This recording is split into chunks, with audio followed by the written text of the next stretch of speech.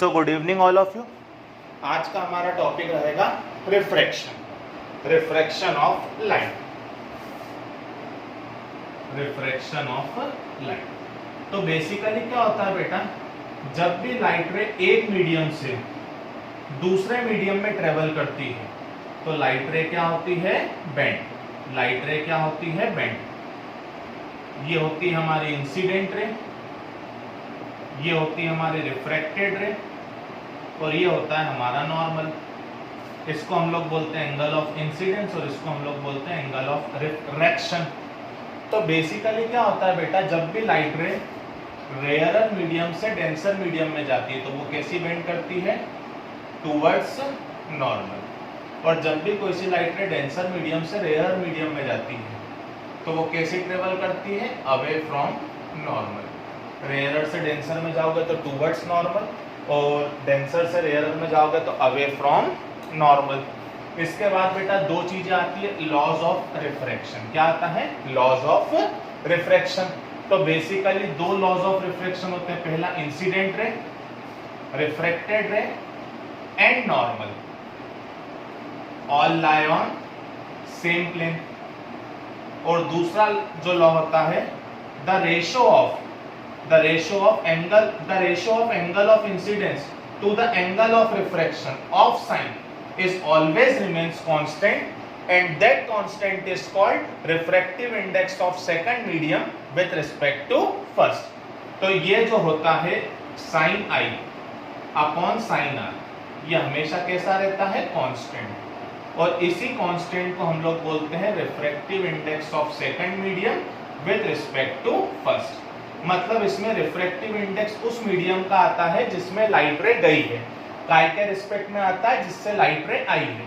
तो इसको आप n2 by n1 भी लिख सकते हो कि refractive index of second medium with respect to first. तो ये सब चीजें तो आप लोगों ने 10th में भी पढ़ी हुई होगी। अब मुद्दा ये है कि लाइट रे बेंड क्यों होती है। तो बेटा लाइट रे की बेंडिंग डिपेंड करती है स्पीड ऑफ लाइट पे। अगर स्पीड ऑफ लाइट कम होगी तो लाइट रे टूवर्ड्स नॉर्मल बेंड करेगी, और स्पीड ऑफ लाइट रे क्या होगी, अगर स्पीड ऑफ लाइट रे कम होगी तो लाइट रे टूवर्ड्स नॉर्मल बेंड करेगी, और अगर वो बढ़ेगी तो वो कैसे जाएगी, अवे फ्रॉम नॉर्मल।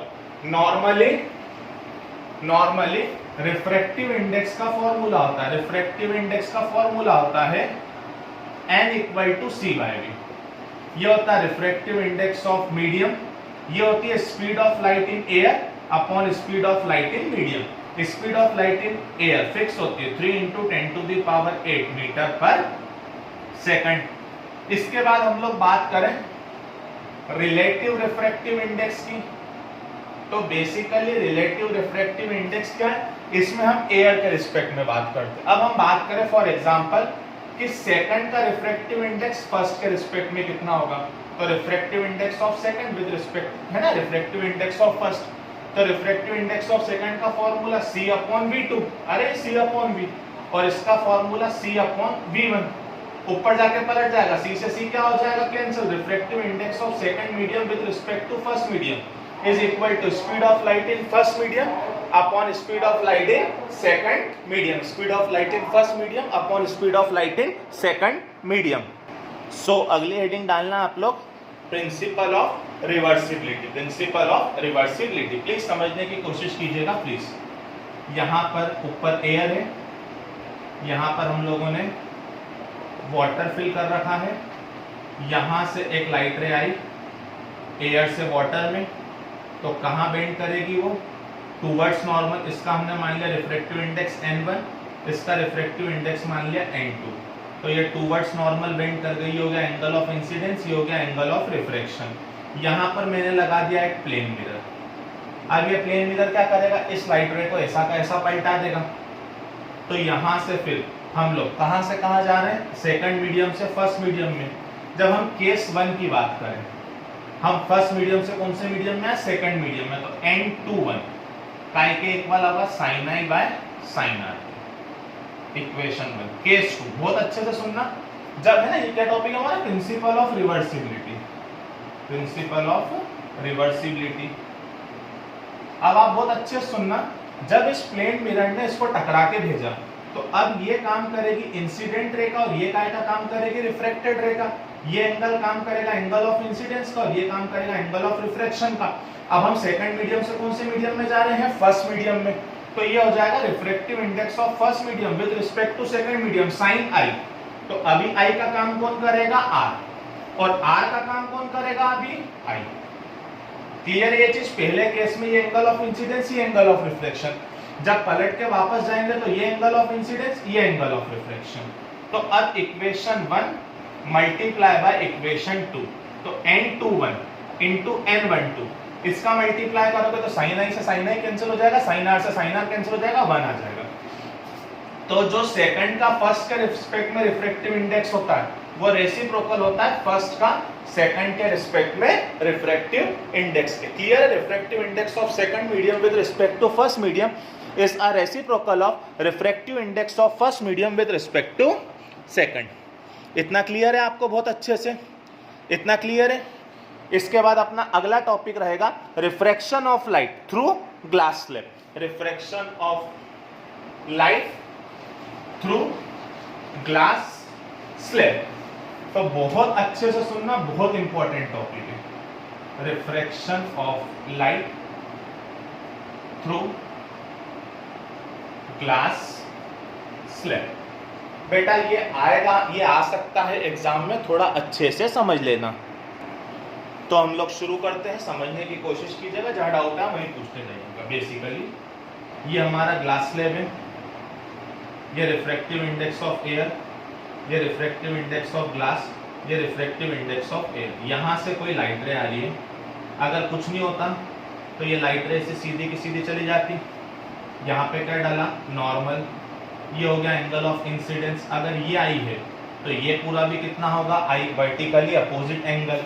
पर बेटा क्योंकि एयर से ग्लास में जा रहा है तो लाइट रे कहाँ बेंड कर गई, टूवर्ड्स नॉर्मल। फिर यहाँ पे डलता है एक नॉर्मल, फिर यहाँ से लाइट रे ग्लास से काय में जा रही है, एयर में, तो कहाँ बेंड हो जाएगी, अवे फ्रॉम नॉर्मल। क्लियर है ये चीज। ये 10th में आपने पढ़ा होगा, ये दोनों लाइन आपस में पैरेलल रहती है और इन दोनों के बीच की जो डिस्टेंस रहती है उसी को अपन लोग बोलते हैं लेटरल शिफ्ट। उसी को हम लोग क्या बोलते हैं, लेटरल शिफ्ट। ये परपेंडिकुलर डिस्टेंस दोनों के बीच की। ये एंगल ऑफ इंसिडेंस, ये वाला हो जाएगा एंगल ऑफ रिफ्रैक्शन, अगेन ये वाला हो जाएगा एंगल ऑफ रिफ्रैक्शन, और ये होता है angle of emergence incident ray. इसको अपन लोग है ना R1 ले रहे हैं और इसको अपन लोग ले रहे हैं R2। पहली चीज तो R1 और R2 आपस में इक्वल होंगे। क्यों इक्वल होंगे, अल्टरनेट इंटीरियर एंगल्स।